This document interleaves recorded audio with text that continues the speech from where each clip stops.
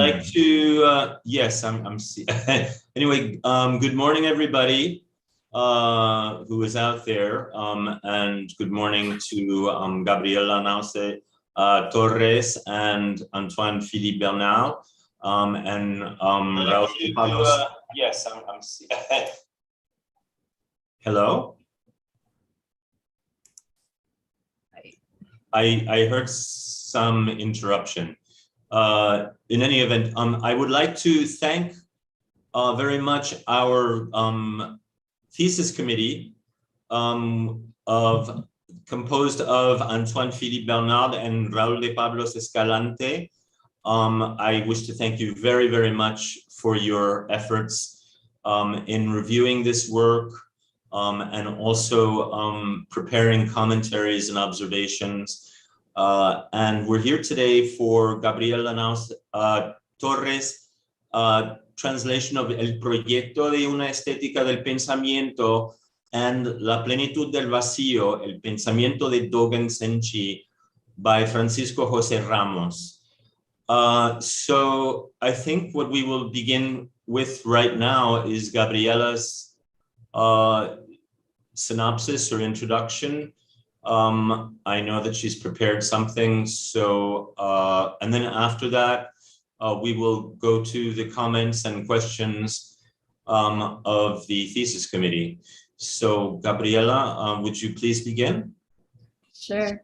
Thank you for that introduction. I'm going to share my presentation now. Can everyone see it? Yes. Okay, thank you once again to Professors Raúl de Pablos and Antoine Philippe for agreeing to be part of my committee, and thank you for all those present watching this video. I am going to present my master's thesis titled Project for an Aesthetics of Thought and the Plenitude of the Void, the Thoughts of Dōgen Zenji, a translation of El proyecto de una estética del pensamiento and La plenitud del vacío, el pensamiento de Dōgen Zenji, both by Francisco José Ramos. So I came about these texts, or I came about to know of Francisco José Ramos while I was working as a translator for the philosophy department from November 2019 until May of this year, 2021.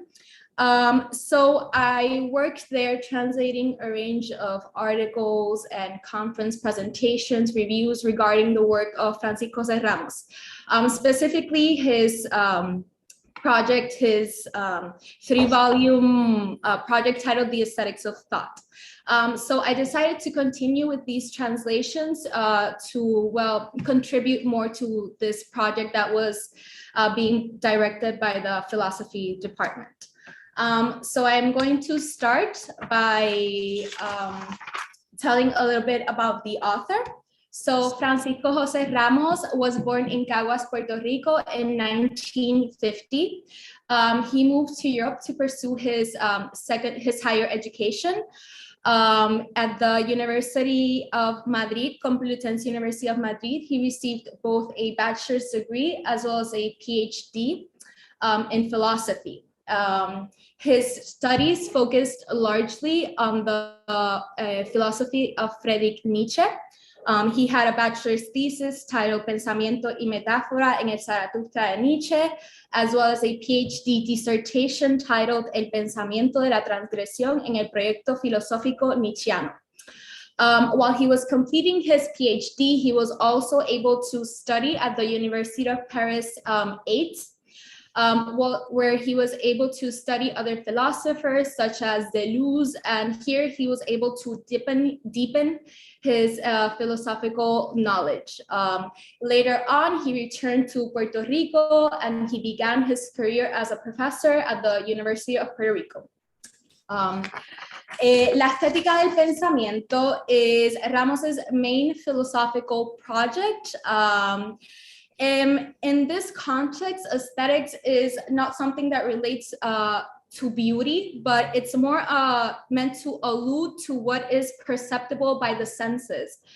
So in this sense, it's Greek etymology. Aesthesis must be kept in mind, which means perception or sensation. So its first volume, which is what my first text talks more about, called El Drama de la Escritura Filosófica, explains how thinking and consequently writing is a philosophical practice that cannot be separated from the body. Why did I choose to translate these texts? So as I mentioned at the beginning, I was working as a translator for the philosophy department because they had a project. They were working on a project directed by the professor, David Auerbach. The project was titled Aesthetics of Thought, Translation of the Philosophical Trilogy of the Contemporary Latin American Philosopher, Francisco José Ramos. So this project came about after Francisco José Ramos did a presentation in the 24th World Congress of Philosophy in Beijing, China. His presentation was highly acclaimed by other scholars from around the world, yet it was unfortunate that his texts could only be read in Spanish. So by translating this text, I wish to bring to light and disseminate a comprehensive philosophical worldview that deserves as much recognition as the world of any other scholar. Because of English's status right now as lingua franca in philosophy, in academics in general, by performing these translations, his contributions can be studied at a more global scale.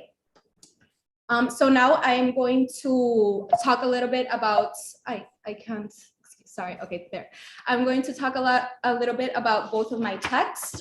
So the first text I translated, titled El proyecto de una estética del pensamiento, was published in 1998 in Tiempo y Estética by Ana Maria Leira.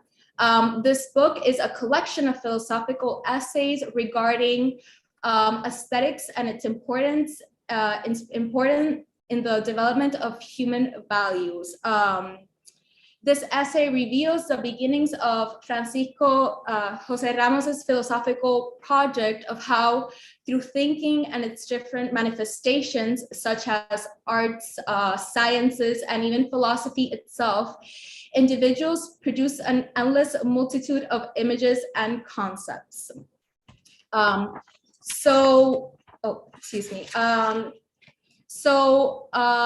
Thoughts are a conglomeration of fixed images and configurations that constitute the act of thinking itself.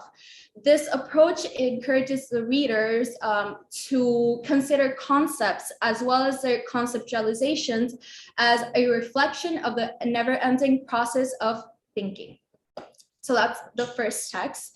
And then the second text, titled La Plenitud del Vacío, el pensamiento de Dōgen Zenji, was a text that he actually presented at the University of Seville before. Afterwards, it was published in Diálogos of that same year, 2015. Diálogos is a journal published by the philosophy department of the University of Puerto Rico.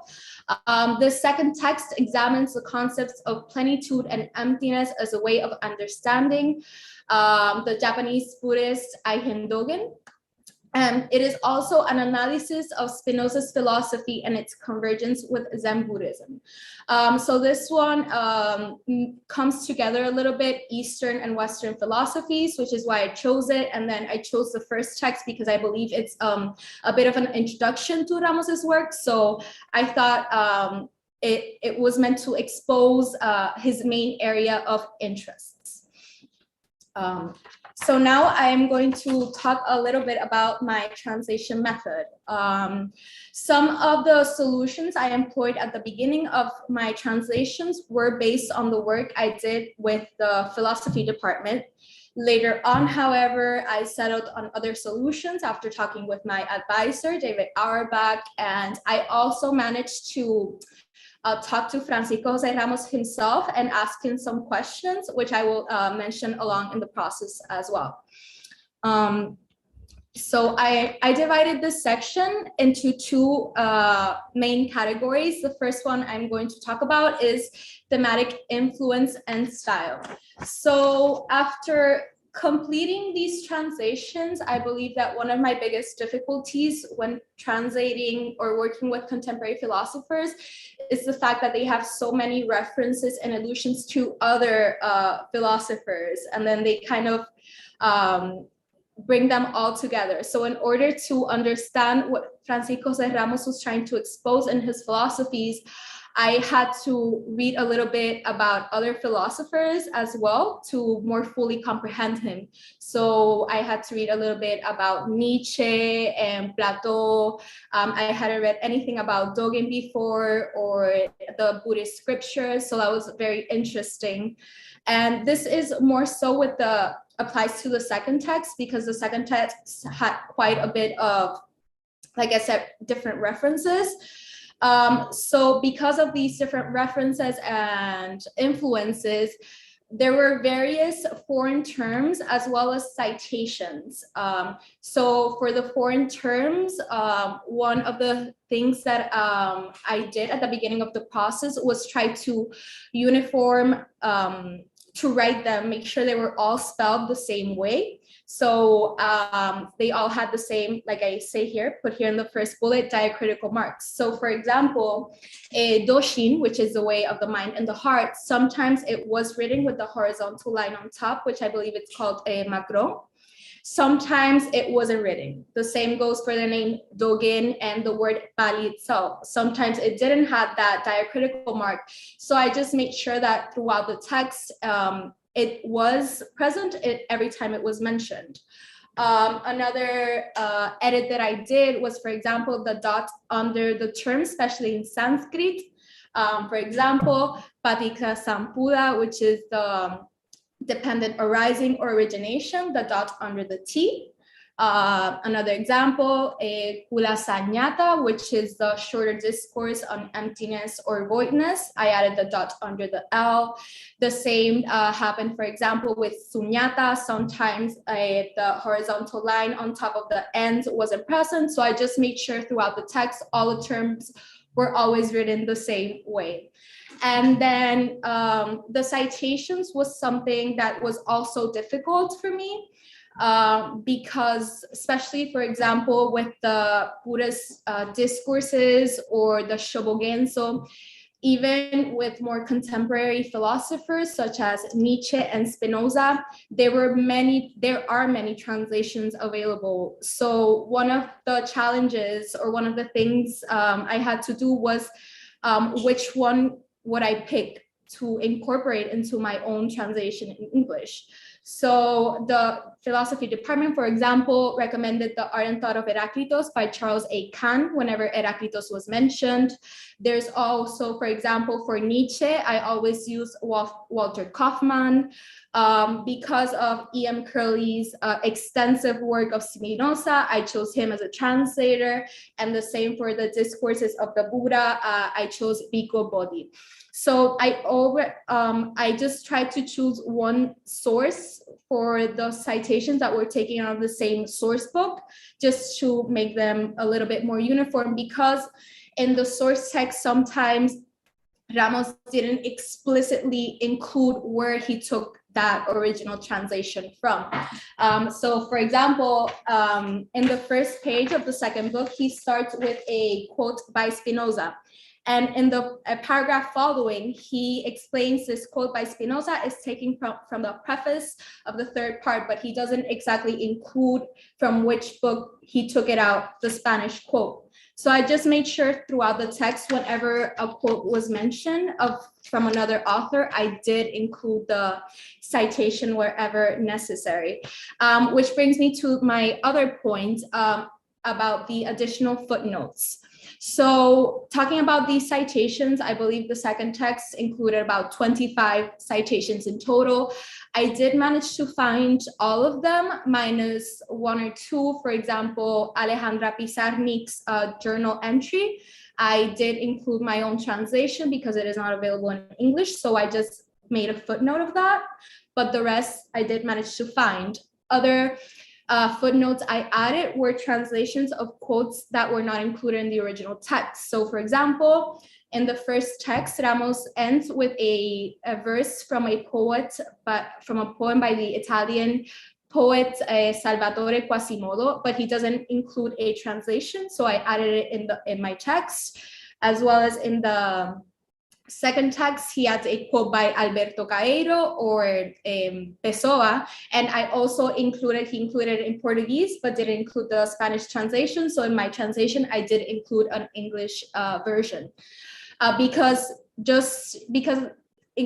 including it will make sure the readers, I can make sure everyone can understand it, because I can make sure that everyone that reads this text, maybe for us, for example, in Portuguese and in Spanish, it will be more easier, but perhaps if someone reads it and they don't know these languages, they won't be able to understand what Francisco José Ramos, the reason why he included that quote, for example.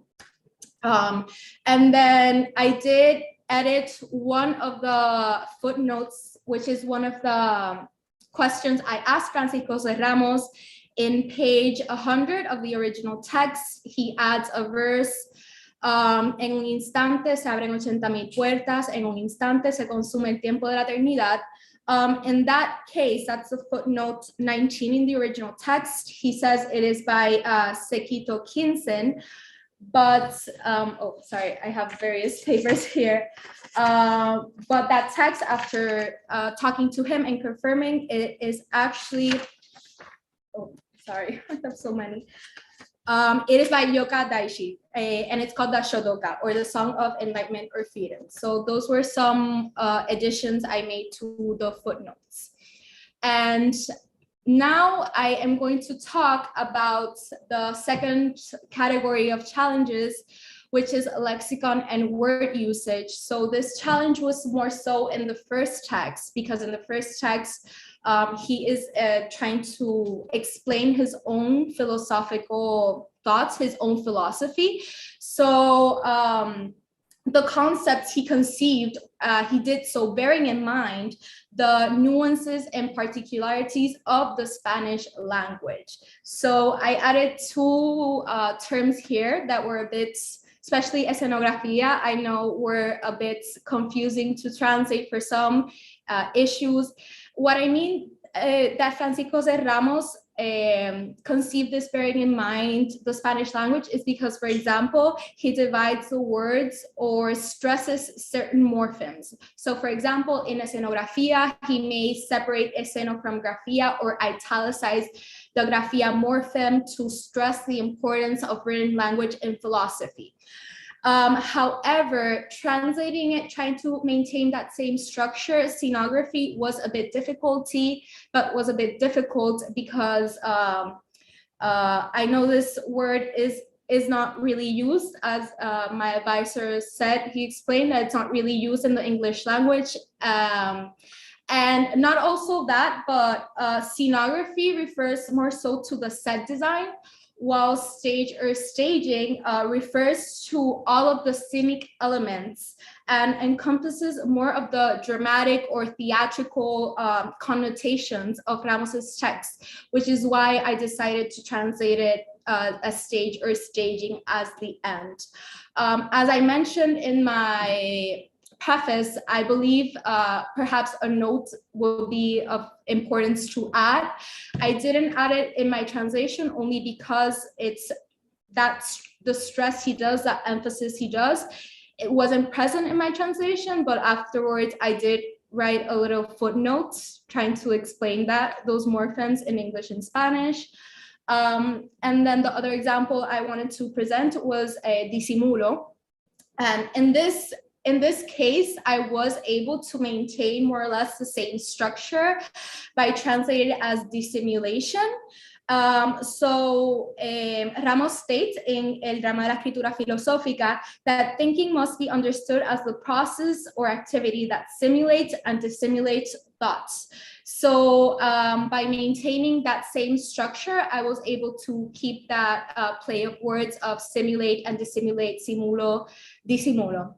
And then the other challenges I had, which I didn't put here because I believe afterwards I understood that there were more so challenges of me understanding philosophy was the nominalization process of using adjectives or verbs as noun. So for example, el decir I wanted to, or el pensar mismo, at the beginning I translated as thoughts without realizing that the verb form he uses it specifically. So el pensar, el decir, el aparecer, el ser, then I translated them literally as a verb form, being, appearing, telling, thinking.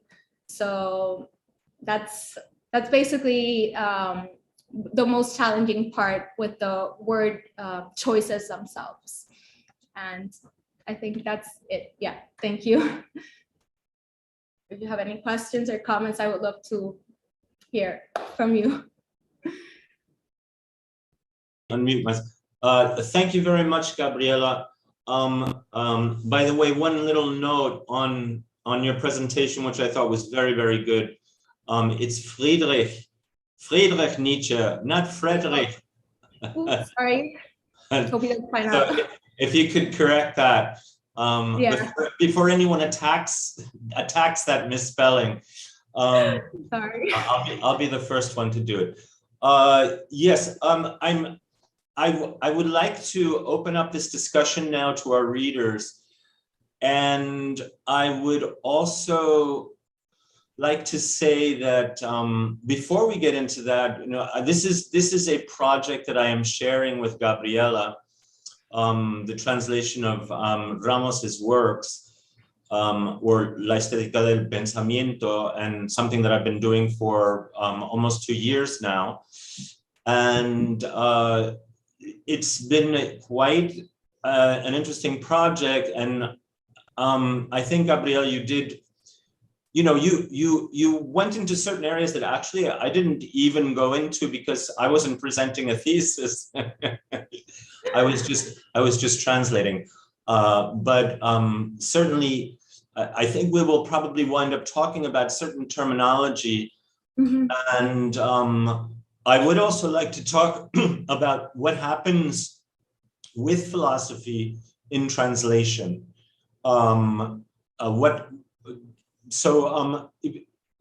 Do we have any volunteers on who would like to go first, Antoine or Raúl, in terms of presenting your own observations and commentaries on this thesis? Raúl. Muy buenos días, profesor Philippe, si quiere comenzar, si no, no, de acuerdo. ¿Me escuchan bien y me ven bien? Sí. De acuerdo, pues muy buenos días.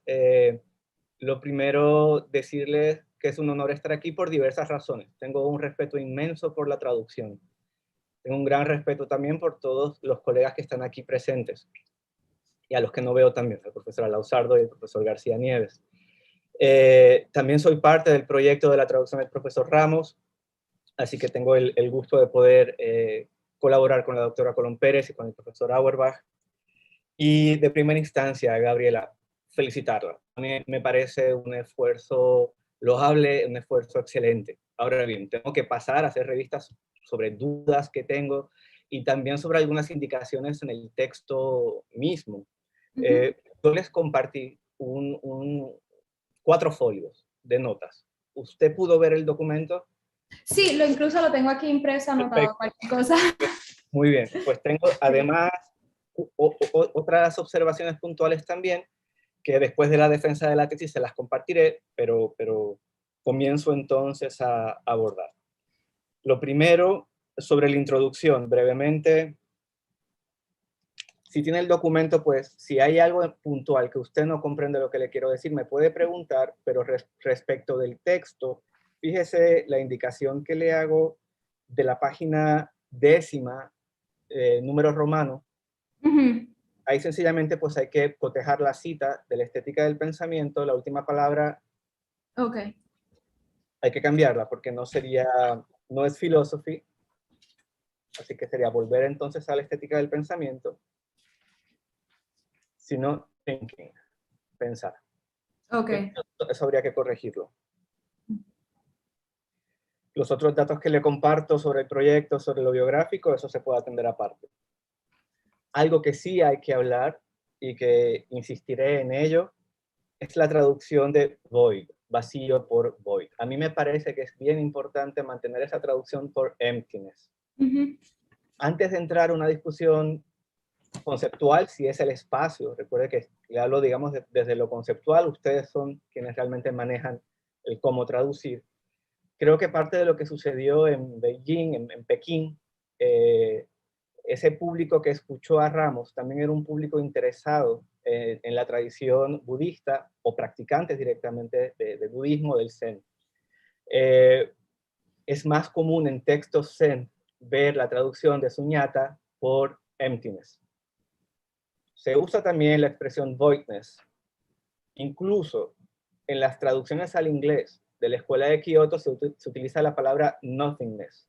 Todas ellas más cercanas a la noción que la noción de void, que tiene unas connotaciones distintas en el pensamiento occidental. Aunque uno puede encontrarlo, le hice una pequeña referencia a Deleuze, porque uno lo puede encontrar en Deleuze, pero Deleuze hablando de Lucrezio o hablando del clinamen, otro contexto filosófico. Le da una sensación conceptual que la noción de suñata no tiene. No tiene. Eso que le acabo de decir, que no tiene una connotación conceptual, es un punto importante de algo que le voy a compartir brevemente.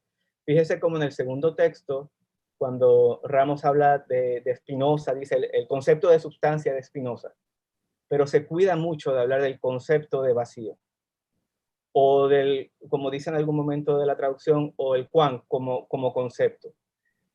Parte de la dificultad también está en una experiencia de pensamiento que no puede ser traducible del todo, en inglés grasp, a un nivel conceptual. Y eso está presente cuando introduce estos términos desde la tradición budista. Le voy a dar algún ejemplo al respecto luego, pero bueno, ese es un punto para mí muy fuerte, que implicaría incluso el cambio del segundo título. La idea de pensar realmente lo de void. Sí. Por eso sí yo tuve como un poquito de, I hesitated un poquito porque sé que Francisco José Ramos sí escribió The Plenitude of the Void y por eso quizás lo intercalé a veces, pero de acuerdo con lo que acaba de decir, por lo menos en el segundo texto, más que todo traduje suñata por emptiness, por lo que dijo de que como está basado más que todo en textos budistas, que es que tengo este libro porque me basé, esta era la única referencia física que tenía de budismo, que yo tenía este libro, y pues me basé en muchos términos budistas en esto, y por eso mismo yo decidí específicamente en el segundo texto escoger emptiness más que void o voidness, porque suñata, al menos aquí, siempre se tradujo como emptiness, siempre lo definieron como emptiness. So, ese punto lo tenía presente, gracias. Creo que es muy importante, Gabriela, y creo que inmediatamente, si su traducción se puede leer, ese público en inglés va a reconocer que estamos ante un texto que introduce nociones de la tradición budista, además de ser un texto que maneja conceptos como el de univocidad, por ejemplo, de la tradición occidental. En la página 15, número romano, sencillamente cotejar bien. Momento. Yo, en cuanto, sí, perdón por interrumpir, pero yo tengo una pregunta sobre los términos emptiness and void. And I'll just explain it in English.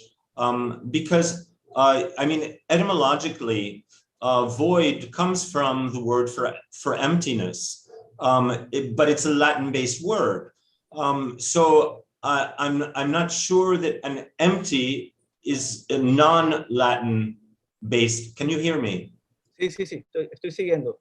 Okay, so I would like to know, and you know, if you do searches, if you do research on the use of the word void, also in translation of Buddhist scriptures, you will find the word void used. So I'm wondering, you know, I mean, if we have this, we have, you know, the English language is a composite of many different sources, as is the Spanish language, of course, but most notably between Anglo-Saxon, German, Northern languages, and also Latin and Romance languages. So my point is that actually using the word void is in fact closer to a romance, at least a romance word that would have been used by Ramos as vacío.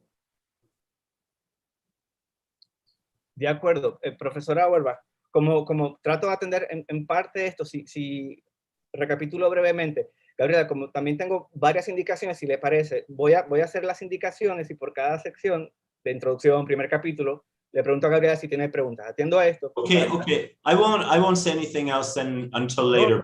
Aprovecho, profesora Auerbach, por lo menos en términos, voy a pensar por el momento dentro de la obra de Ramos. Estoy leyendo la traducción de Gabriela Lanauze y cómo maneja dentro de la traducción. Yo tengo una sugerencia. En la cita del Sutra del Corazón, mi sugerencia sería utilizar, son 4 versos lo que utiliza, pero utilizar la traducción de un autor que nació en Alemania, pero se hizo scholar inglés, Edward Conze, en su libro Book of Wisdom. Él ahí traduce el Sutra del Diamante y el Sutra del Corazón. Él explica, David, desde la tradición budista, la elección por emptiness. Esa expresión que Gabriela creo que hizo un gran esfuerzo tratando de traducirla, aquello que está henchido de vacuidad, esa expresión que parece tan paradójica, yo también pensé, y estoy muy consciente, ¿no?, de que en la traducción de Conze dice henchido por vacuidad para traducir el vacío de Suñata. Pero cuando busco Conze, por ejemplo, traduce emptiness. Sí, yo estaba viendo algunos textos de Conze y vi el concepto de full emptiness. ¿Eso es lo que él se refiere? Full emptiness. Sí, pero también utiliza la palabra swell. Aquello que da la sensación que está lleno y en el fondo no tiene contenido alguno. Aquí un poco, profesor Auerbach, en términos conceptuales, está la insistencia de esquivar, conceptualmente, esquivar en todo momento la tentación de substancializar esta noción.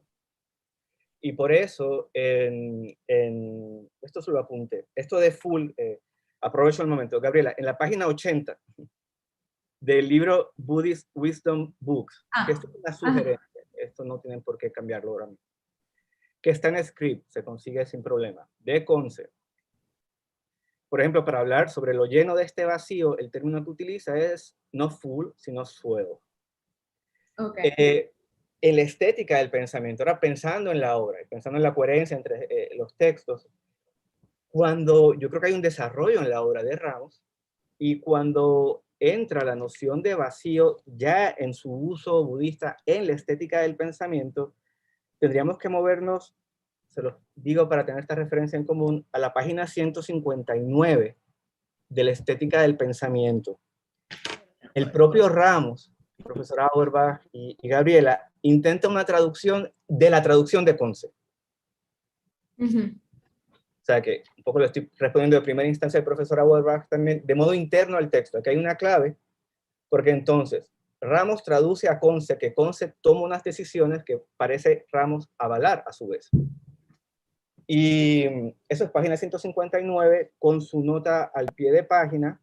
Ramos se quiere evitar cualquier tipo de lectura de void, ya sea void nothingness, leído en términos nihilistas dentro de lo que entiende la tradición occidental, o un nothingness a lo Heidegger, o una nada, digamos, determinado ya por cierta lectura existencialista. Dentro de la estética está evitando eso.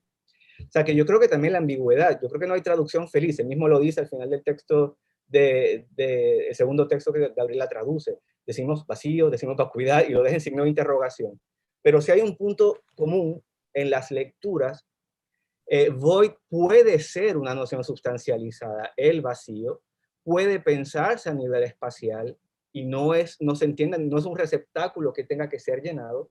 Y en términos de historia de las ideas y de los conceptos, esa idea de lo vacío como un receptáculo que ha de ser llenado sí está presente en las discusiones de las teorías cosmológicas del siglo XVII, XVIII, y este concepto viene de otra parte. Yo creo que de primera instancia escribir el texto en sánscrito y la noción de emptiness, pero aparte en las referencias que el autor nos da a textos prácticos, que yo creo que el segundo texto es bien importante, el ejercicio no meramente teórico, sino práctico de la meditación. Y en esos textos básicos, las traducciones más dentro del Zen, porque el budismo es una tradición inmensa también, es emptiness. en los referentes que él nos da, y creo que podemos seguir defendiéndolo, pero tratando de centrarme en el trabajo de Gabriel ahora mismo y en Ramos, creo que tendríamos una pista que puede ser importante, esa traducción de Conce, mantener emptiness en momentos específicos, quizás con vacuidad o vaciedad, utilizar voidness, dejar un poco la ambigüedad del término, pero escapar a una fácil conceptualización, porque es una noción que es un desafío a la ontología occidental, porque no tiene una entidad propia esa noción.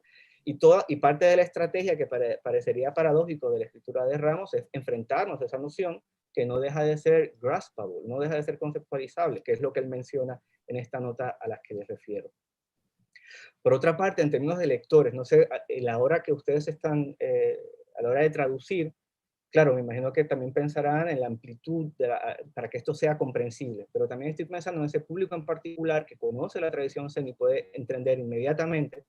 Solo un void en ese título podría ser un texto deleuziano quizás, podría ser un texto de herencia materialista quizás althuseriano, una recuperación. Emptiness ya colocaría el texto en una órbita que creo que es importante dentro de la expansión del texto de Ramos, de eso que pasó en Pekín, donde otros interesados, y esos otros interesados fue bien importante, porque la mayoría de las conferencias que escuchamos en ese momento y en el encuentro en general, que esto también tiene que ver, Gabriela, con un comentario que le hice, tenía que ver con una especie de diálogo entre world views, cosmovisiones, y era una especie de falso diálogo, porque cada cual estaba encerrado en sus propias nociones, y la verdad que no vi particularmente diálogo al respecto. La escritura de Ramos pone en funcionamiento ya directamente conceptos, o pseudoconceptos, o nociones de las tradiciones en cuestión. Se aleja mucho en ese sentido de algún tipo de comparativismo.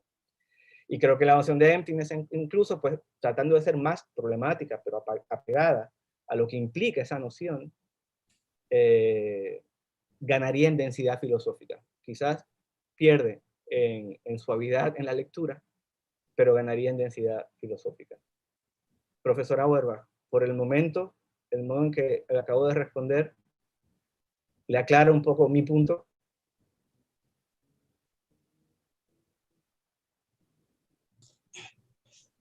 Sí, ¿me oyen? Sí, sí, sí. Sí, yo no quiero detener tanto es que estos son observaciones y claro, usted tiene, bueno, esto es tu disciplina. Pero también es que yo tengo muchos años de experiencia en la filosofía también, como parte de mi carrera en literatura y también mis estudios en filosofía. Lo que yo he visto es un descuadre en las traducciones. There are vast differences between one translation of the same author and another translation of the same author. And I think that it's created kind of a Tower of Babel for philosophy and also for the social sciences. And it's also created some very, very problematic terms. And one term that I will talk about, since Ramos also mentions it, I think it comes up in the text, that is the word sensible. And lo sensible, which has been translated in English as the sensible. And as far as I'm concerned, that's an abomination. So I know that I told Gabriela when it came up that it should be perceptible. And because sensible in English means logical, means rational. That's not what this is meant. That's not what lo sensible means. It means something that's perceptible, that's something that can be felt, that can be seen, that can be sensed from all senses. So this is an example of where translation has gone awry, I think. And yet at the same time, every single philosophy department in the United States will start talking about the sensible. And and also, I mean, there are other terms that are like that.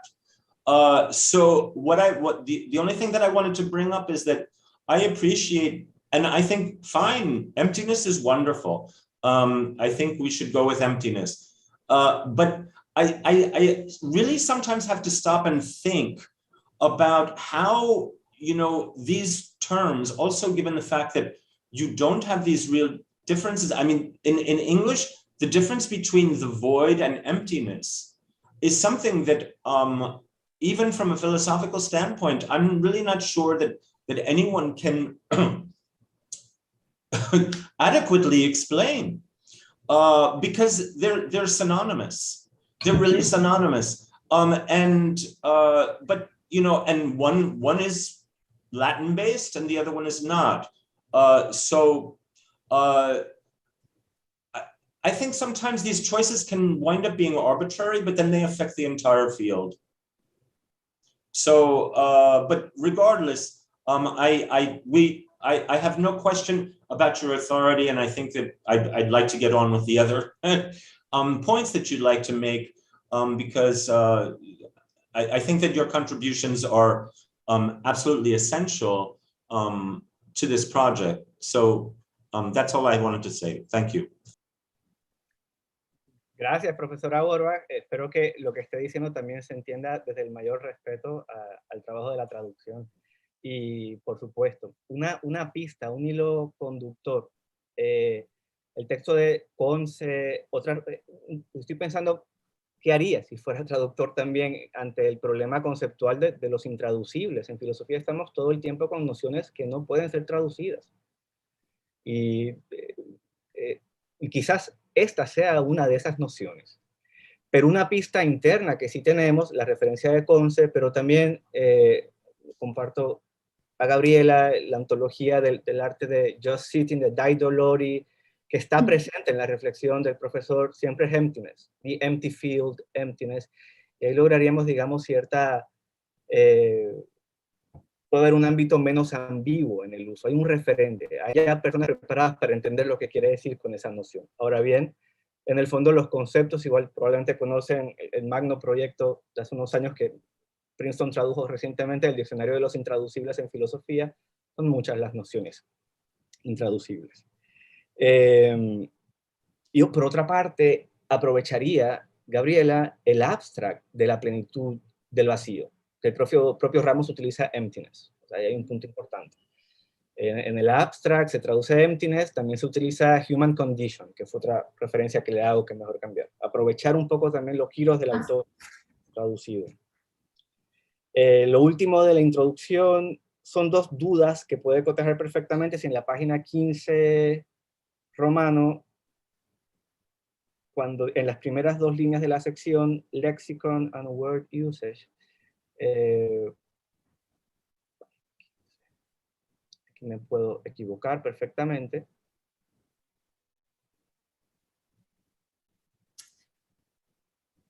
La línea que dice due to the philosopher's main concepts. Eso es. Sí, pues yo puse philosophy's main concepts as in the philosophy he's trying to explain, so his own philosophy. Por eso puse philosophy como si fuese uno due to the philosophy's main concept, that is Francisco José Ramos philosophy. Por eso lo puse como uno, porque estoy hablando, la filosofía de la cual estoy hablando es la de pues, Francisco José Ramos específicamente. Pero de acuerdo, pudiera igualmente ser due to the philosopher's main concepts. Quizás ahí está un poco más claro específicamente de quién estoy hablando. Es una sugerencia, sí. Me parece lo que quiere decir. Puntual de... That has to be rewritten, that regardless. Okay. That particular sentence has to be rewritten. And philosopher may solve the problem. So, yes. Or Ramos's main concepts. We could just put his own name. Y quizás en la página 16, quizás hace falta un to, in order to explain, pero igual también me equivoco. Porque como tengo dos documentos, no sé si están exactamente igual las páginas. Página 16 y 19. Ay, ¿dónde está? In order, sí, exacto. Sí, okay. Okay. Sobre la introducción, Gabriela, hay dos puntos que voy a traer a colación luego, pero esto sería las observaciones. Lo otro lo puede corregir y integrar si le parece importante. Una sugerencia, y cuando volvamos a trabajar en el dossier, algo que me pareció bien interesante de su selección de textos, es que las fechas de publicación de estos textos y el trabajo de escritura de ambos, y uno es del 96 y el otro 2015. Por lo tanto, creo que igual podría ganar un poco la introducción en profundidad de conocer el pensamiento de Ramos, dar cuenta sencillamente de cómo el primer texto es un texto de proyecto, como mencionó en la presentación, y el segundo texto es un texto claramente de madurez, tiene que ver con lo que el profesor Ramos está trabajando en un manuscrito actualmente, un poco dar cuenta del desarrollo del propio autor, creo que podría ser interesante, como una pequeña línea. Texto que es un proyecto, un texto que ya el lenguaje, por lo tanto, es distinto. De acuerdo. Preguntas, aclaraciones, Gabriela, de estas indicaciones. Sí, de acuerdo. Sí, por ahora estoy bien, gracias. Muy bien. Entonces, la primera traducción, el proyecto de una estética del pensamiento. Las primeras son sugerencias, pero por lo menos quiero hacerme entender por qué son sugerencias, para que usted decida. En la página 3 de la traducción,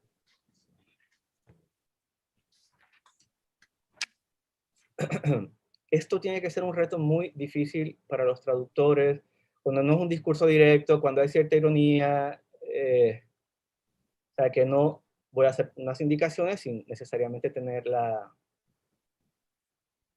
solución. Ahí hay un uso de la noción de pragmatismo, que, fíjese cómo en castellano dice, más bien había mucho de pragmatismo. Ese más bien, creo que en castellano da la sensación de cierta distancia, no es literalmente del pragmatismo, tampoco se está usando romántico tal cual para la antigua Grecia, sino hay un uso distante de cómo leemos a los griegos antiguos. Si se pudiera hacer el giro, en vez de directamente pragmatism was exercised, dice usted, literalmente no, suena la oración, me suena, ¿no? Ya como escuela el pragmatismo, y no tanto como que, de hecho, aquello que implica el pragmatismo, eso tiene más que ver de lo que sería una lectura romántica. No sé cómo resolver, más bien habría mucho de pragmatismo, pero siento que se está perdiendo algo ahí.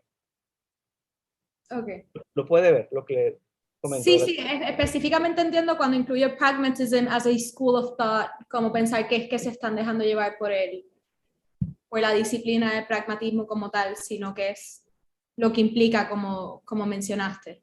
Eso es. Y entonces, el segundo punto, sugerencia, dejar la palabra cliché, sencillamente porque está en Ramos en otros momentos y porque también como aquello que aturde, aquello que una especie de dejar de pensar está presente en una referencia de Ramos que creo que está bien presente en toda su escritura, que es la escritura de Gilles Deleuze. Disculpa, la escritura de Deleuze. Ajá. Deleuze. Claro. Y creo que ahí pues se perdería. Y como luego cita el cliché, que parece una noción de repente no conceptual, y sí se está pensando, pues mi sugerencia, dejarlo. Igual con tasteless, cuando uno va a, no sé, la ciencia jovial, de Nietzsche se encuentra con la importancia del gusto, y dice, al menos tener un mal gusto. Cuando Deleuze lee a Nietzsche y la filosofía, va a hablar de la importancia del gusto, de la falta de gusto, perdón, el mal gusto o el buen gusto. Sugerencia, dejar bad taste, mejor que tasteless. Porque hay una discusión aquí axiológica, evaluativa, y en vez de hablar de una teoría de los valores, lo conducen a un tema sobre el gusto que tiene que ver en el fondo en Nietzsche con un problema también interpretativo, de hacernos cargo del carácter interpretativo. ¿Cuál es su gusto y por qué un gusto no puede ser universalizable? Va a ser un gran tema para Nietzsche. Eso es sugerencia.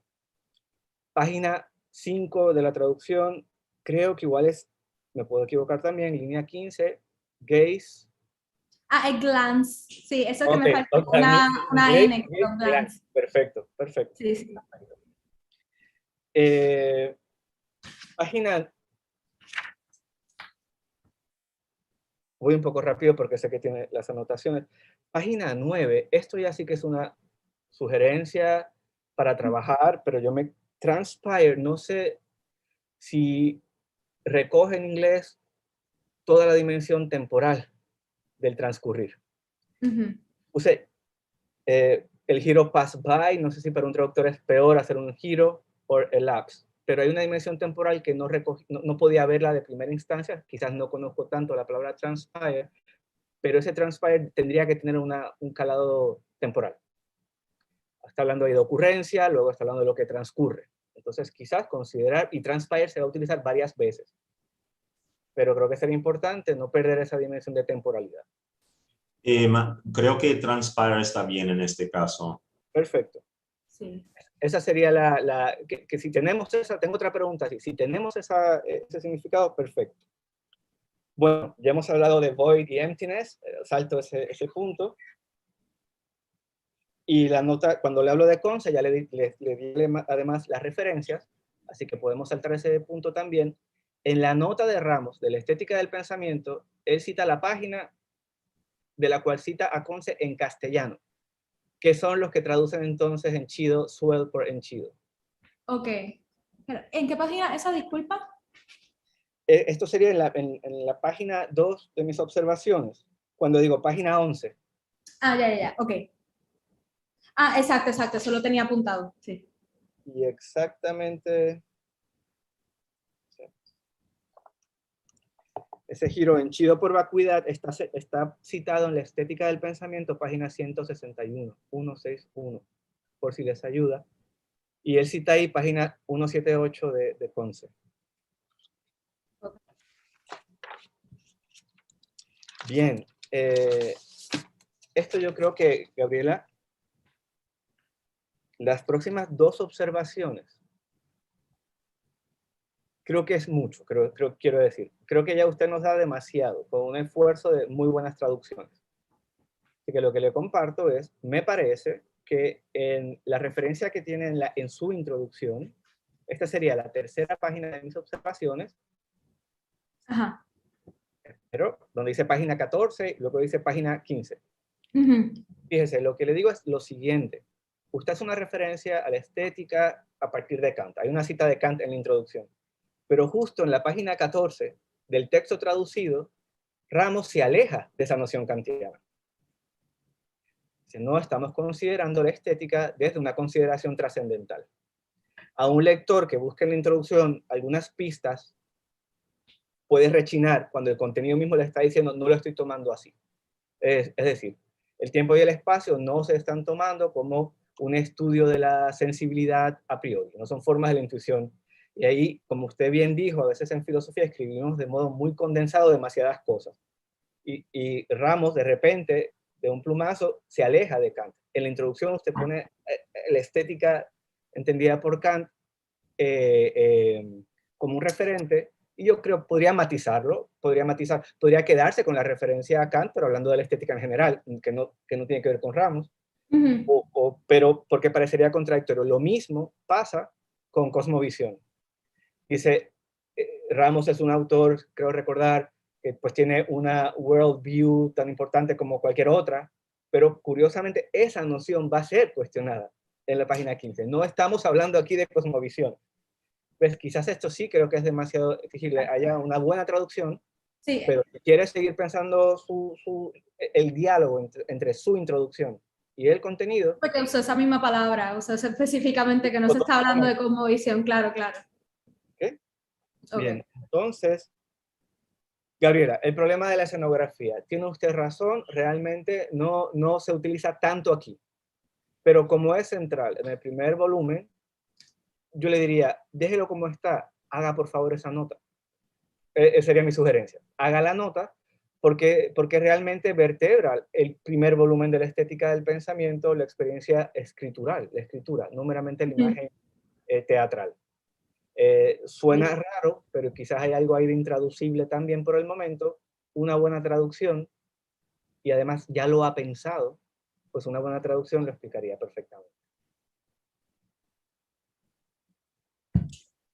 Y por último, de la segunda traducción, la página 17 de la traducción,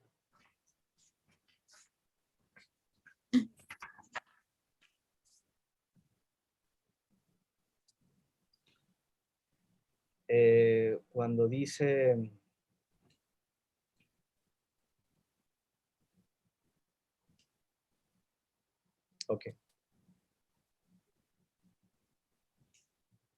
que los filósofos nunca han emergido de la filosofía. Realmente el texto en castellano dice que los filósofos nunca emergen de la filosofía, en cursiva ese artículo, como la filosofía, pensando que la filosofía fuese una que se impone a todos.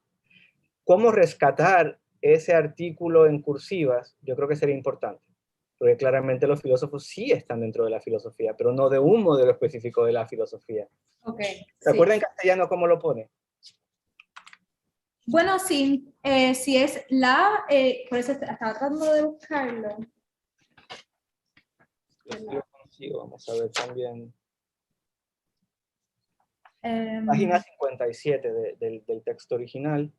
A la filosofía hay que ir despreocupadamente para poder descubrir que los filósofos nunca han surgido de la filosofía. Yo diría, ¿cómo, el reto del traductor, cómo rescatar ese la filosofía, sino que se las ingenian para salir de ella?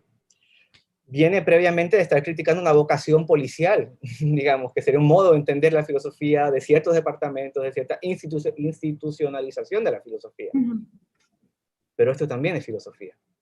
Y es parte de lo valioso y magnífico del trabajo de Ramos.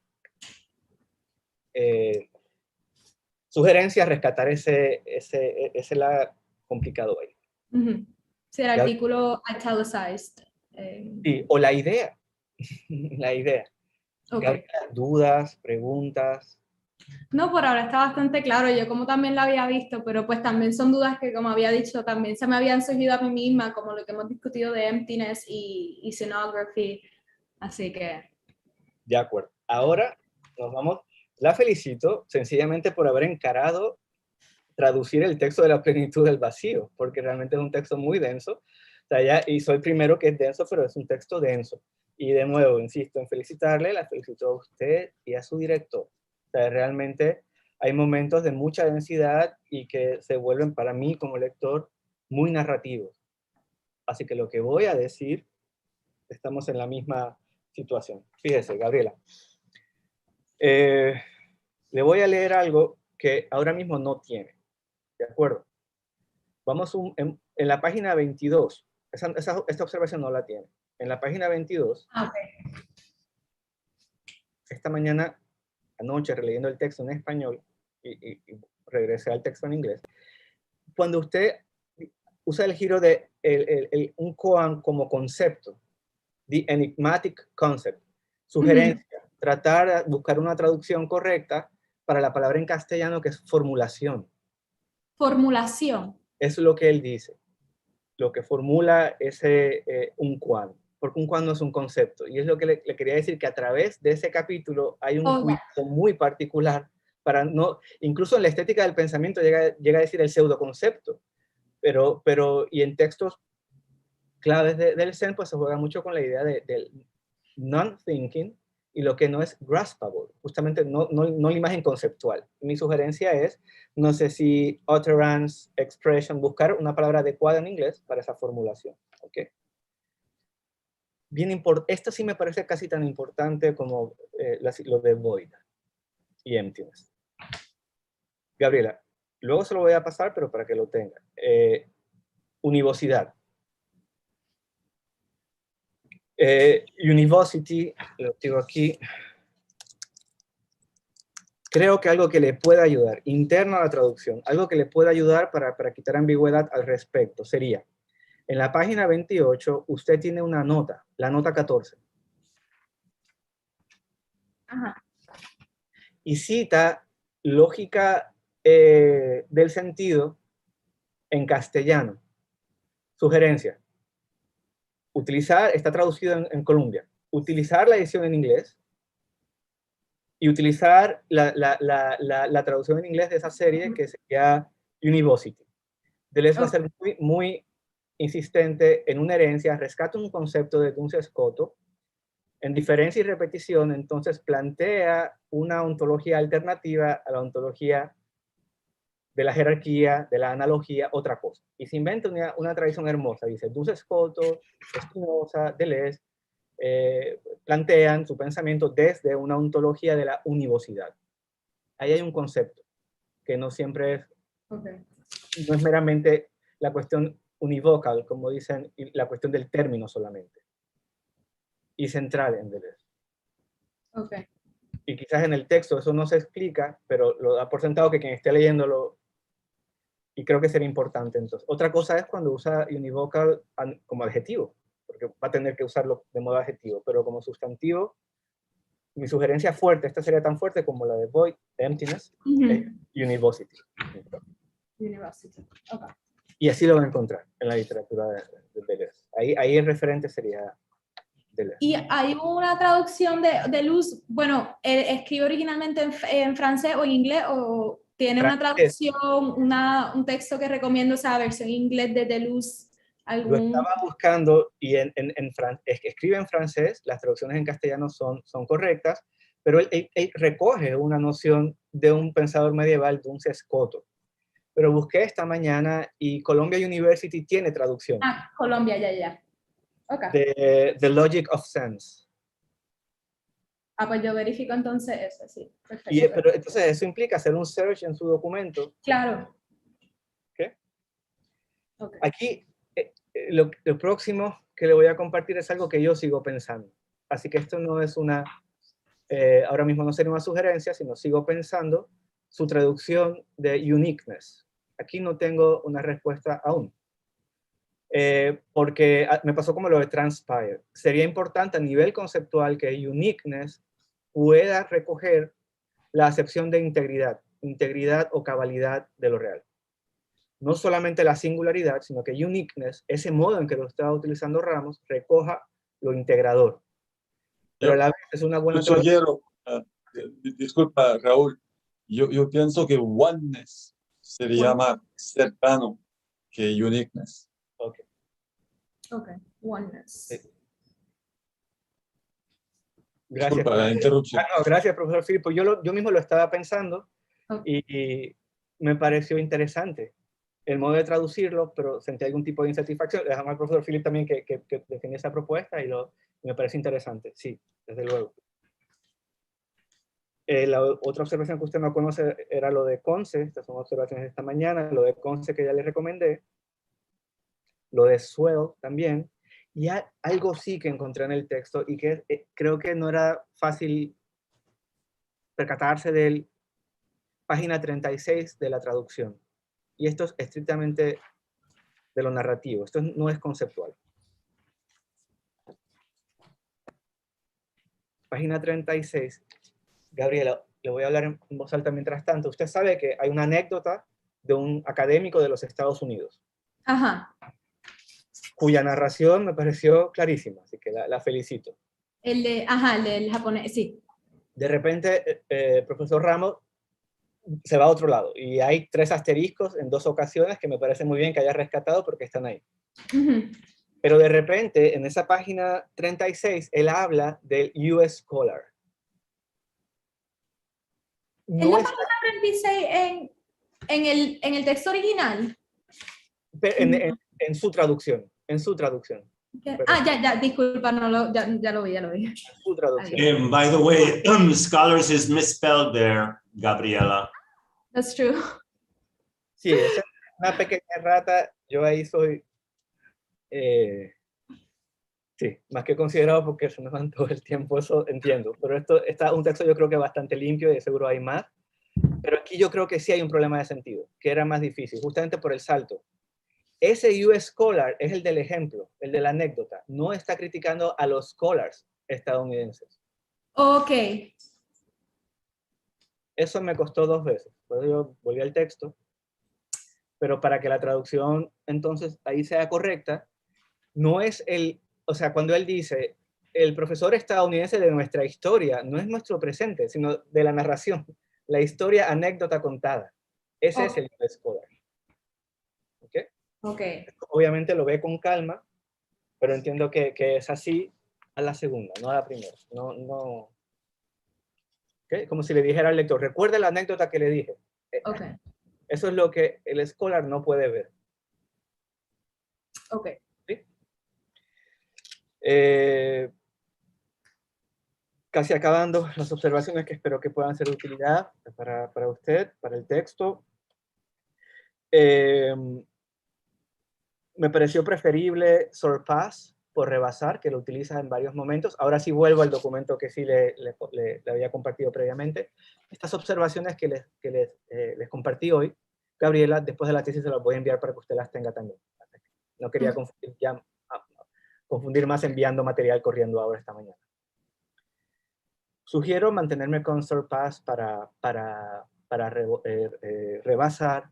Overcoming tiene un tono fuerte de superación. Y, por ejemplo, en un texto clásico, una traducción clásica de Nishitani, de la escuela de Kioto, se utiliza ese overcoming como overcoming del nihilismo, como un vencer y superación. Creo que eso no es exactamente el uso, pero es sugerencia. Página 25, línea 2, me parece que hay un to que falta. For this to be, pero ahí me puedo equivocar. 25. De la traducción, o sea, página de su traducción. El pie de letra, espera. ¿Cuál era la nota? Disculpa. Página 25, línea 2. Ah. En el folio 3. Ok, ahí. Línea 2.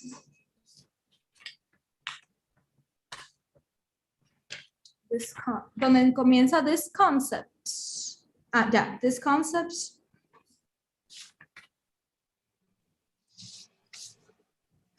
A eso se refiere de nuevo lo del concept, que no, de nuevo no utilice el término concepto como tal. No, eso se lo tengo que explicar un poquito antes. Estoy tratando de buscarlo.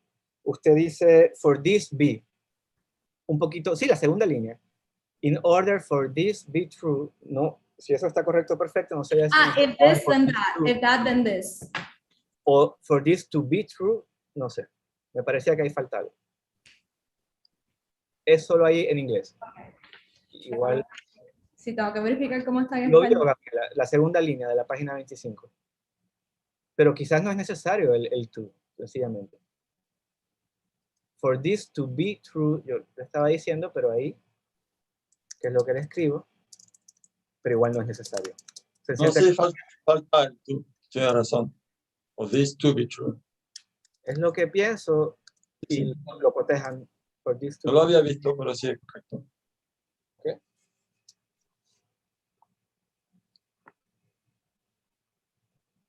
Gabriela, ¿me puede escuchar que se congeló la imagen? Un momento. Vamos a esperar. Ahora. Y audio. Ok, disculpen, se fue la luz. Ok, estamos bien, tiene carga suficiente, tiene el móvil a cargar. No sé, yo espero. De acuerdo. Dada la circunstancia, entonces, usted tiene ya todas las otras observaciones. Gabriela. Sí. El problema de Parménides es lo último que voy a decir por la situación de la luz. Lo otro usted lo tiene, me puede escribir. El problema de Parménides es, en su traducción, dice this concept. Parecería que hace alusión al concepto de kairos, que es el concepto que se menciona ahí. Claro. Pero realmente Ramos está haciendo alusión a la formulación, ese todo a la vez ahora, all at once, que es un verso de Parménides. Entonces no sería concepto, sino esta formulación o esta expresión. Okay. De acuerdo. Entonces, sí, un poco ambiguo. Okay. No sería, parecería que el concepto de kairos está en el poema. Ok, sí que se refiere al concepto de kairos. Okay. Y no. Es Ramos el que está uniendo la noción de kairos con esa noción de ese ahora presente eterno de Parménides. Gabriela, ya tiene lo demás. Yo la felicito a su director. Estas indicaciones están aquí porque he leído con profundidad lo que presentó. La felicito y espero que estas sugerencias las tome en consideración y puedan fortalecer su traducción. Ya, estas son mis observaciones.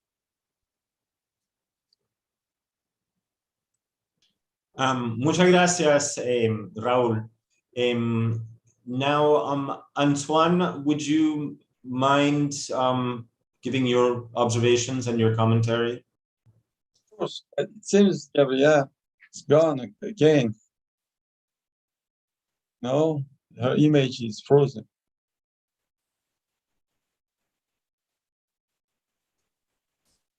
Gabriela. Okay. Sorry, I don't know what, I think it's the internet. It's okay. It's okay. We all know what it is, what's going on. We all know. It's not even raining here, so. Okay. I should have sent you my notes. I'm sorry, I didn't. I thought it was afterwards, but anyway, soon afterwards, I will send you all my notes. I have to make a forward, all my corrections, because I suggest a lot of corrections. All my corrections are suggestions, because I am not a professional philosopher like Raúl, and I'm not a professional translator like David. So it's all, with a grain of salt, but that's as best as I could. That's what I suggest. So first, let me also congratulate you. I am very, very impressed by your ambition, your intellectual ambition. You really took really difficult texts that have deep resonance with many other difficult texts, and I think you did a great job. And I am very very grateful to have participated in your in reading in your committee. That was a very pleasant task for me, honestly, both for the content of the text, which I hadn't read before, and obviously are very, very interesting, but also because I saw your effort, and I appreciated really everything you did. Now, having said that, I am gonna, talk now about the little things here and there that I thought were problematic. Okay. Now, my biggest thing we already talked about, it was uniqueness. This word uniqueness really just thought this is not working, but so that's why I suggest oneness, which I think is probably closer to what Ramos intended. Now let's go with your text. A general observation. There were a few ESL problems, so I understand it's inevitable. You were translated to English, so there was a second difficulty already. These are difficult texts with a lot of philosophical, references.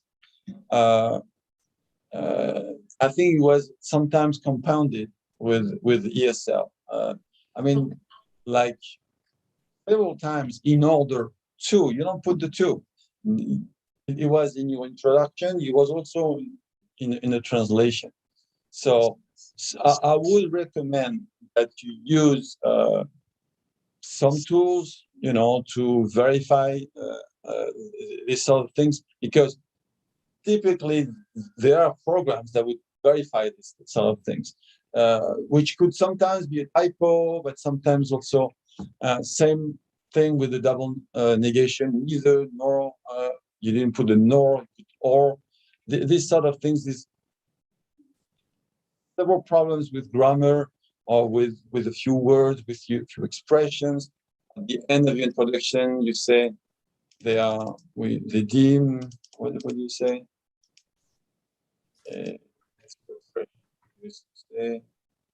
Yeah, his prolific work influence deem him worthy. I think you want to say make him worthy, or something like that.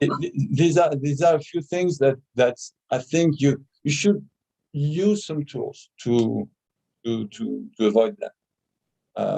So that was a general note. It was not a huge problem. It was a problem here and there, but I think you can probably find some tools to avoid that. Also, on the translation aspect, a few things surprised me, especially at the beginning of your translation, that I think sometimes it was just slightly off. So I didn't know if it was like you were voluntarily looking for a special nuance, or sometimes it was a little confused. I was not sure. Like, let's take, for example, page 3, where I found several things that sometimes I think you make it a little more complicated than necessary. Okay. For example, the muse of philosophy has been spoken of since ancient times. Why not say since antiquity? I don't know why ancient times. I'm not sure it's better. I'm not sure. I think when you speak of the antiquity, you speak of a specific time, you know, all the fall of Rome, etc. It's more specific. We think of the writers of these times. We think of the obviously historical period, like we say the Middle Ages, right? Same thing later on. You say postmodernidad, also like postmodern culture. Why culture? You could say here postmodern times will be closer, but you add this culture which doesn't appear at all in Ramos's text. So I was surprised. I think sometimes you should be slightly more literal, maybe. Okay. Like in this same page, you say, consequently, in addition to the above, we should acknowledge that the movement of thinking. But la palabra es hay que añadir. Why not? We should add. Why acknowledge? I'm not sure. I mean, it's not bad. It's just, it seems unnecessary. But at least that's my impression. Some of the expressions I did change because Ramos repeated them a bit throughout the text. Okay. So some of them I did. Okay. Okay. So he importante recalcar when he did some of the expressions before saying what he wanted to say. So sometimes I simply took those out and just. Okay. No, yeah. That's very good answer. Yeah. Now a little further, you say philosophy was forged. What page are we on? Oh, still in page 3. In the middle of page 3, philosophy, you say was forged not only by distinguished terms, but it's la filosofía se forja. So I don't know why you put the past tense here. So it might be I don't know if it's voluntary or not, but it doesn't seem necessary to change it. Also, and then you continue the sentence, but also by creating exceptionally diverse and heterogeneous images. El texto dice solo imágenes muy diversas y heterogéneas. Why exceptional? I mean, it's not in the text. It doesn't seem necessary. That's why it gives me the impression that you're overdoing it a little bit. Okay. You see what I'm saying? I don't see why you say exceptional. I mean, this is a very strong word. And I don't see the necessity. Ramos uses muy, very is, to me, enough. Right? Well, you're going to send me the comments. Yeah. You will have everything, and I underline in both texts, so it's easy to find and for you to check.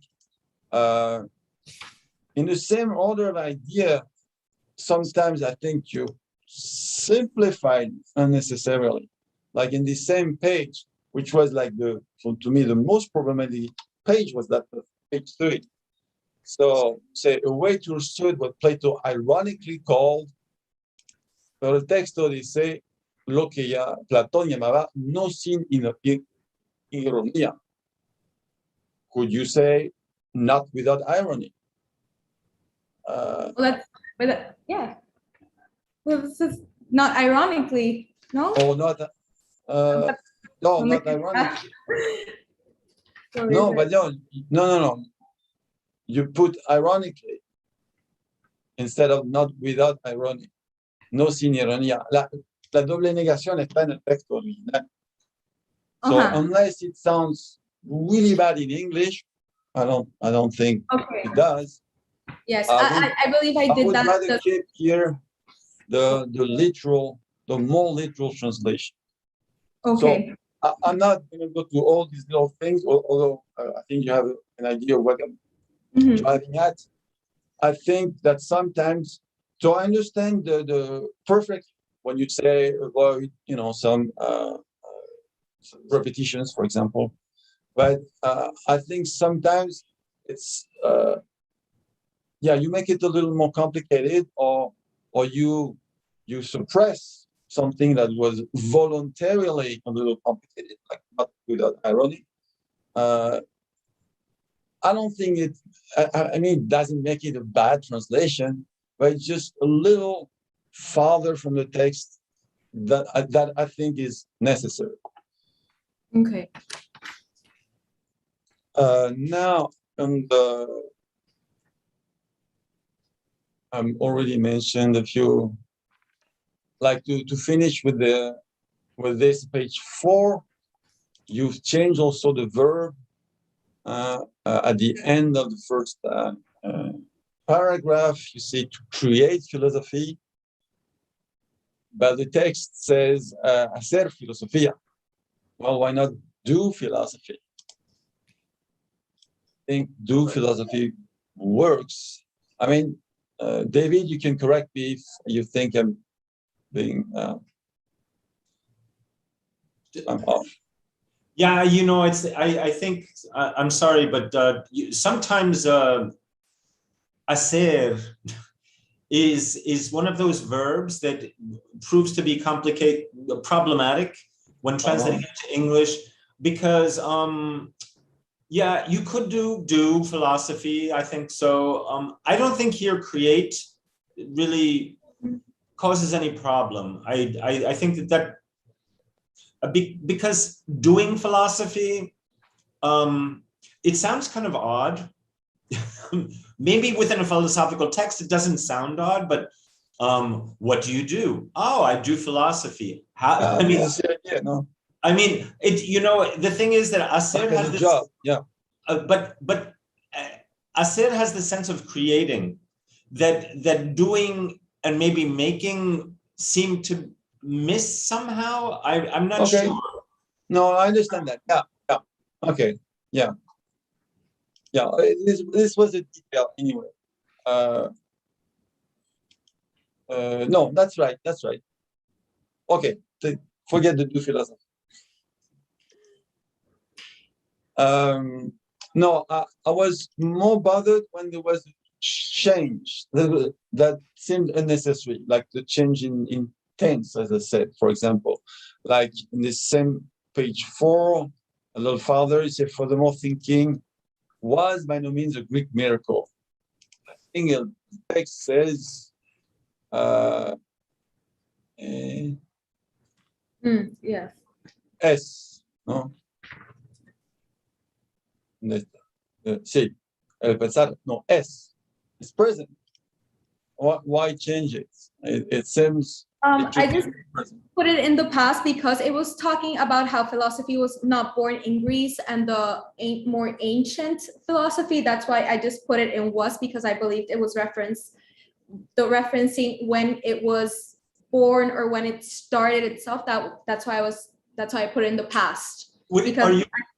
I'm sorry, I'm missing the exact context. Philosophy was not born. Is that? Was by no means a Greek miracle. Yeah, well, I think that these are also issues with English, and I think that both in French and Spanish, you can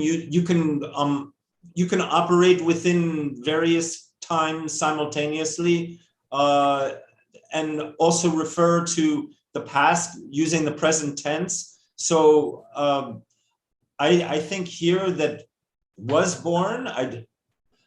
I think it would sound strange in English to say is born in Greece. No. Was by no means a Greek miracle. Traduce, no es ni mucho menos un milagro griego.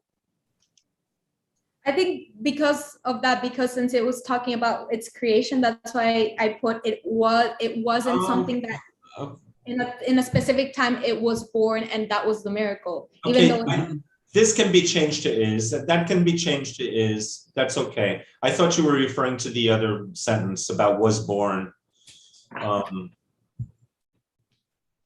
Anyway, I'm done with all these little details because you'll have them all and you can review them with David anyway. Again, since some of them sometimes are also ESL nuances, so I think if you're not sure about my notes, you review with David anyway. So let's go to something a little different. Page 5, it's something that I think maybe we would require a note. You put about navigation. We are now in the time of navigations, a curious expression of the web. I think you should put a footnote here because, I mean, navegaciones it's browsing, right? We say a browser, we say a navegador. But here we don't understand it. I think because we don't say navigations in English. So I think here you should put a little explanation that he's saying that it's a little strange to say, oh, navegar, but in English we say browse. So we don't have that same connotation, let's say, I think. So I think here it's not, unless you find a way to translate it, which you might not be able to. I think you could just explain what he's talking about, because we don't understand what he says, the curious expression, navigations. Yeah, it's curious, but he seems to invent something curious. Right? On page 5. Yeah. Yeah. I don't see where you are. Yeah. Second, last third. We are now in the time of navigations, the curious expression of the web. It's in between parentheses. Because you navigate the web. I mean. Yeah, but this is not the expression. The expression is browse. It's not navigate. No, not navigate is used also. Okay. Navigating a website, navigating, that's used in English. I don't think that that's an issue, and I think that that should be kept because the idea, a curious expression, you know, the physicality implied in navigating, perhaps, and yet this is a non-physical space. So no, I understand. Just okay. I've never heard somebody say navigating. Maybe I missed it. Okay, no, never heard it. It's not. I'm not talking about browsing, but I'm talking about navigating. I mean, and you if you do a search for navigating or navigate plus website, do it. You'll find that word is used. Oh, okay. I believe you. It's just I hadn't noticed. But okay, fine.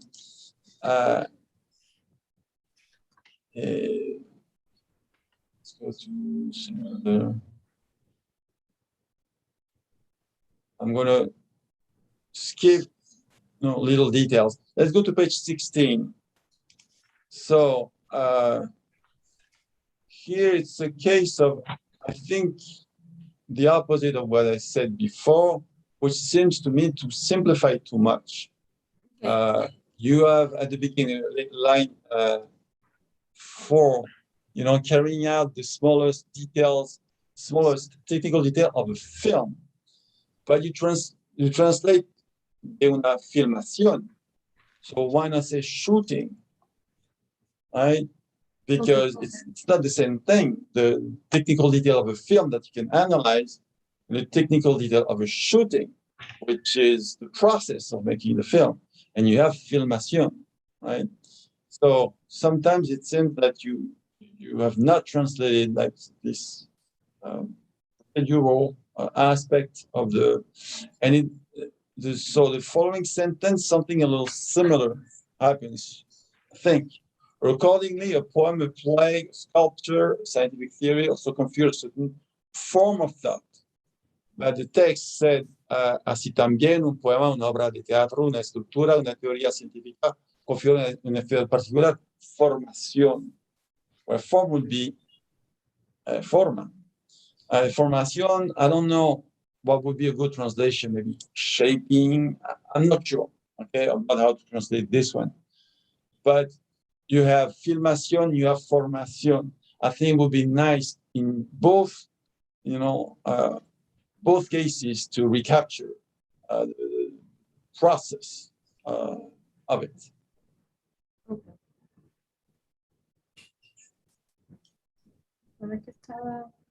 Where was the form? Oh, free ourselves. No, where was the form? Well, I can read. Right underneath the following line. Oh, okay, okay. Oh, yes. Certain forms is not. Yes. Okay. Now, and we'll finish with this first text. It's more of a, I would say here, philosophical, to me, what is a philosophical reference? It's how you translate intempestivamente. You said unexpectedly. It takes place, occurs unexpectedly. I think you should say something like in an untimely way. I think it's a reference to Nietzsche.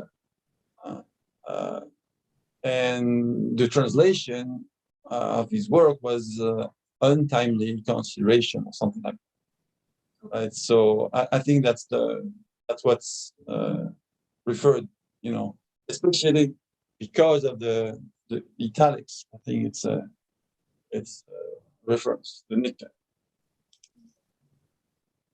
Now let's go to the plenitude of the void. That was a difficult text. I have to admit that here, really, you impressed me, because just dealing with this and all the translations, all the little details, and the difficulty of the material itself, that was something. So a little detail in your footnotes. You say, for the invitation, I wish to thank Professor Antonio for the invitation to organize this conference. I think you mean to give this presentation, because he didn't organize the conference, and gave the presentation. Because it's the same word that's used, conferencia, como se use as ponencia. I think that's what's meant. Page 22. Here I had the problem with the word resolution. You want to translate finalidad. No beginning, or end, or resolution. Yeah. I think you want to say something like purpose, maybe, I'm not sure. But finalidad to me would be closer to purpose. Okay. But that could be, there might be a better translation. Mm-hmm. I had the same surprise as in the other one. You start with saying this quote by Spinoza. It's estas palabras. Why not these words? I don't know. I know. Okay. I probably just because the terms, the words and terms were used so much throughout the text. I probably just did it because of for that reason. Itself. Okay. Yeah. Okay. But I can use words as well. Yeah, I understand. Now, let's get to some more nuances. So, page 23, third line in between parentheses, you said which, so the Mahayana Buddhism, which also addresses. So I'm not sure about addresses, because el texto dice el budismo Mahayana que Dōgen hace suyo. So maybe it's more like adopts, something like that. Yeah, okay. Hace suyo. Also, at the end of this paragraph, the last sentence, and the fundamentals of Dōgen's thoughts are an extraordinary occasion to push its boundaries. It's not exactly that. It's el pensamiento de Dōgen es una extraordinaria ocasión para llevar dicha anomalía hasta sus últimas consecuencias. And you eliminate dicha anomalía. So I would suggest something like an extraordinary occasion to push it to its boundaries or towards its boundaries. Okay, make it a little bit more clearer. To push it. Push it, not to push the boundaries, right? To push la anomalía to its boundaries. Oh, I was referencing it. The fundamentals of Dogen's thoughts are an extraordinary occasion to push its boundaries, since I put anomaly, comma. So I was referencing it, but maybe I need to put it a little bit more clear just so there's not any confusion. Okay. Yeah, okay. Okay. Page 25.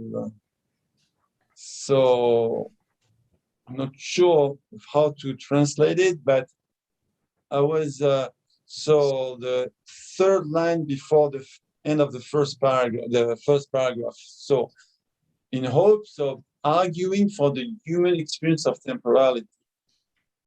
And this is translates, pretenden esgrimir la experiencia humana de temporalidad. Esgrimir, arguing. I had issues with, what does it say in Spanish? Esgrimir. Sí. So that to me was not exactly that. Maybe I don't know, building the experience, I'm not sure.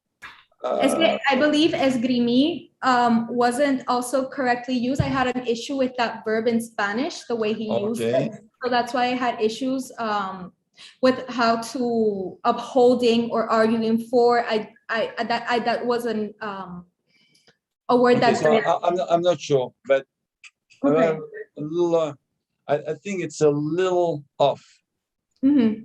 Because okay. I think it's not about arguing. It's not about reason here. It's just dealing with something. It's just, just dealing with the difficulty of something. But I don't know. I'm not sure. Okay. I'm not sure. Wielding? Yeah, that's what I had thought at first. Wielding. Wielding. Wielding. Okay. Wielding. Or brandishing. Yeah, because wielding gives you the idea that you're making an effort to make it happen, Okay. Now, page 26, fourth line. Again, a little change I do not understand. You say what the philosopher also calls intuitive knowledge. It's ciencia intuitiva. And further down the text, you have translated same thing with science. So I think this is the case where you should not avoid the repetition, because then it's different. You see what I'm saying? With intuitive knowledge? Yeah, instead of intuitive science. Okay, I have to check, because I don't know if I don't remember right now if I took that term from Spinoza himself, intuitive knowledge. Oh, okay. I think that's why I put it. If I'm not mistaken, I can correct it just in case. But I remember looking intuitive knowledge. But then you should change the other one too, because there's another reference. It is intuitive knowledge in Spinoza. Okay, then change this one, but change the other one, because they should be the same. I just want to say something, that intuitive knowledge in Spinoza is a translation. Mm-hmm. We have to understand that. It's so, I mean, yes. Well, we have a specialist of Spinoza here, maybe. Perdón. Like I also included a quote from Kant where he deals with the sensible, and the translation included sensible, not perceptible. So for example, in that sense, I left that translation as is because it was already translated. Yeah. Nada, compartir brevemente, disculpe, profesor Philippe, ciencia intuitiva es una expresión de Spinoza. Eso sería un poco sostenerlo ahí, porque es como llama el tercer género de conocimiento. Sí, pero eso no es el problema. El problema es la traducción. Pero la traducción que tenemos en inglés es intuitive knowledge. Eso no es un invento de Gabriela. Eso no es un invento de Gabriela. Pero hay una segunda vez en el texto, aparece una segunda vez más adelante. Y yo creo que se debería entonces armonizar las dos. Es lo que estoy diciendo. And this is where I just want to say one thing. If you do a search for intuitive science, Spinoza, and intuitive knowledge, Spinoza, you will probably find both of them and will probably refer to the exact same passage in Spinoza, because this is what has happened with translation of philosophy. And, and also, this is something where, I discussed this with Gabriela about lo perceptible. And this is in relation to Kant, isn't it? Gabriela? Yes, that was a quote from Kant. Okay, and for me, this is an abomination. How this happened? I agree. And I've discussed this with philosophy, with people from philosophy, with philosophers, and they really don't have an answer. So it's kind of like I could show you some things that have happened with translation in philosophy, most particularly with Baudrillard, which are absolutely fantastic. In fact, one text, Simulacra, which was translated by 3 different people. So the first part of the book has American English. The second part of it has British English. Fantastic, absolutely fantastic. Wow. Okay. Anyway, I didn't want to interrupt you. No, it's okay. It's okay. You tell me if I take too much time. I don't know how much. Well, maybe we should think about. I mean, if you. Yeah. Okay. 5 minutes. I'm finishing 5 minutes. 5 minutes. Okay. Okay, that's fine. That's fine. Okay. So,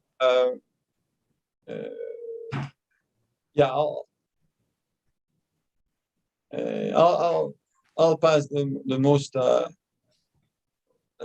nuances, okay, and I'll go directly. So I still in this page 26, second paragraph, 4th line down, you say, as modern philosophy tends to believe, it seems a little, it carries some connotation, whereas the text says propia de la filosofía moderna, which seems more neutral to me. So it seems something more like used by modern philosophy, something more neutral, I would suggest. Okay. But I mean, even as tends to occur in modern, as tends to occur. Yeah. Because philosophy doesn't believe something. Philosophers believe, but philosophy. Yeah, as tends to occur. Okay. So page 31. So here I was a little surprised. So you translate, but maybe that's what you have found. You translate insubstantialidad with non-self. Was that what you found? Are you speaking about Anatta Anatman Muda? Yes. Yeah. Again, I based a lot of them here from this book. So that's what I found in this book when I searched, for example, Anatta. Yeah, so Anatta, non-self, the Buddhist denial of a permanent and substantial self. Okay. So that's why I took that. Okay, yeah. Well, I'm not a specialist in Buddhism, so I'm not sure what to think of it. I think in the context of that text, it seems a little far to me. You don't speak much about the self, you speak about substance. I think non-substance would be closer, but again, not a specialist, so I want to insist on that. Now, maybe a note can be made about that. Okay. Page 33. So something akin to what I said before when you say, filmación, formación, sometimes you lose the process. And you say, like in the middle, the relative independence, certain infinite framework of the phenomena. And by framework, you translate entramado. And I don't know. So again, maybe my colleagues here would have a better translation, but I would like something like weaving, interweaving. I'm not sure. I would like something that's a little more in the process. That framework. I don't know. Speak the framework of a computer. I don't know. To me, that connotation of framework is it's used as a standard translation. Okay. And framework, I mean, also has framework, you know, going back to the idea of the composition of a loom, for example. That's I think that's where the similarities between entramado and also framework. Yeah. So I think it's okay, but interweaving with infinite framework, it's just, I don't know. To me, yes, I understand what you're saying. I agree with you. Interweaving would be a better idea. I agree with you. A little detail, page 34. It's page line 2, the space in page, for instance, of the becoming. I think you said of becoming. I don't see why the article here. 44? 34, line 2. Yeah, there should be no the there. By the way, I don't, in parentheses right after that, Gabriela, I don't know what that's supposed to be.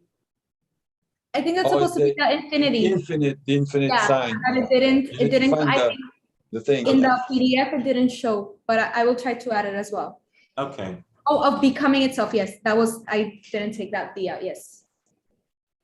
Now, I'm almost done. Everything else I've already mentioned. There was one more thing I wanted to, it was a word, page 44, the unleashing. I was just like not happy with that word. So you translate la desenvoltura de las piedras a las arenas by unleashing. I don't know. So I might be wrong here, but I think in Buddhism we speak more of unveiling or uncovering. Maybe I'm off. I don't know. But unleashing seems odd to me. Where is, the unleashing, yeah. Unveiling I didn't choose because what does it say in the unleashing? What is that term that says in Spanish? Excuse me. It says desenvoltura. So I don't think, I don't believe at least unveiling is the same connotation as desenvoltura. But unleashing on this, okay. Well, just food for thought. Let me finish. Okay, one thing that I think is not correct is page 45, the fourth line from the bottom, to use academic terminology. I think you want scholastic terminology, because here when it says scholastic, I think it's a reference to the medieval practice of scholastic, not in general scholastic term. Okay. Maybe medieval scholastic would be better. Medieval scholastic, because the scholastic also has other connotations in English that would be inappropriate. Okay. Yeah. Okay. And the very last one is page 51. But I don't know if it's voluntary or not. You replace textura by structure instead of just texture. So is that voluntary or it's just where, excuse me? Structure. Uji is very, very structure, vibrates with its kanji, but it says la textura. Mm-hmm. I believe I just didn't choose texture because for me it was a bit more visual, maybe more tactic, more perceptible. I believe that's why I chose structure instead. But I can think about using texture as well. Because obviously that was the first. Okay, So I'm done. Sorry, I'm very perspicacious. I'm looking at all the details. All these things being said, I think you did a great job, and I commend you. Okay. Now I think I don't know if Luis is around, but Gabriela, I think that you need to be escorted outside so that we can discuss your. I think he has to pick me out of the meeting. Luis has to put me in a waiting room. Yes. Is Luis around?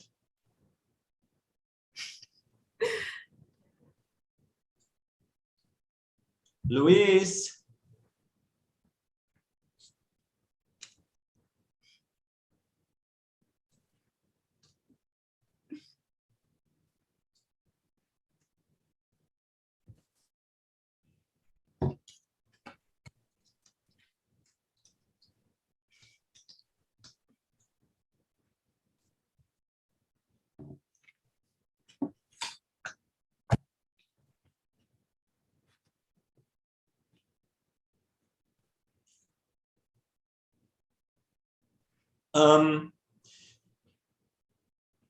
Okay, Gabriela, what you can do, I think, is you can just go. Can I leave the meeting? Yeah. Luis, we're ready. Oh, David, if you have a phone number, as soon as we're done, we call her. At first I was, why did you want to do this? Because it is so difficult. But, obviously you've done so much work. And there are, as we've indicated, some changes that need to be made. And there are some questions I think that were posed, and I think they're very legitimate questions. But bearing in mind the revisions that you do have to make, I think it's clear that you've done an outstanding job and that you deserve to be awarded a sobresaliente as the grade for this exercise. Thank you so much. Thank you. Gracias. I want to cry. So, felicitaciones, congratulations, and we'll be communicating, of course, about this. And but I want to thank Raúl and Antoine for your very incisive and very detailed explorations of this translation. And I suggest to both of you that you pick up a copy of Baudrillard's Simulacra, the semiotext version, and which has 3 different translators, and read it very carefully, especially Antoine. It will cause you much nausea, and then you can go to Jean-Paul. You can go to Jean-Paul Sartre right after that for la nausée. So, okay. Anyway, thank you both very much. I really it was a pleasure. Really, I had a blast. Thank you. Yes. Bravo, Gabriela. Franchement, c'est très bien. Bonne continuation. J'espère que tu vas continuer dans la traduction et dans l'enseignement. Oui, j'espère bien. Muchas felicidades, Gabriela. Enhorabuena, excelente trabajo. Y felicidades también a su director, profesor Auerbach. También, David. Felicitaciones por aceptar ese reto. Sí. No hay traducciones perfectas. No. Pero su esfuerzo, Gabriela, se nota, se ve. Así que Gracias. te enviaré entonces las últimas observaciones. No hay textos perfectos, Raúl. No hay textos perfectos. Un placer estar en... Okay, gracias a todos. Okay, gracias. And Gabriela will be in touch soon. Okay, but don't leave yet. We're supposed to remember okay, I'm very, by the way, I'm supposed to say goodbye to the internautas. Thank you everyone for being here today. For those who are attending, you weren't assisting in any way. And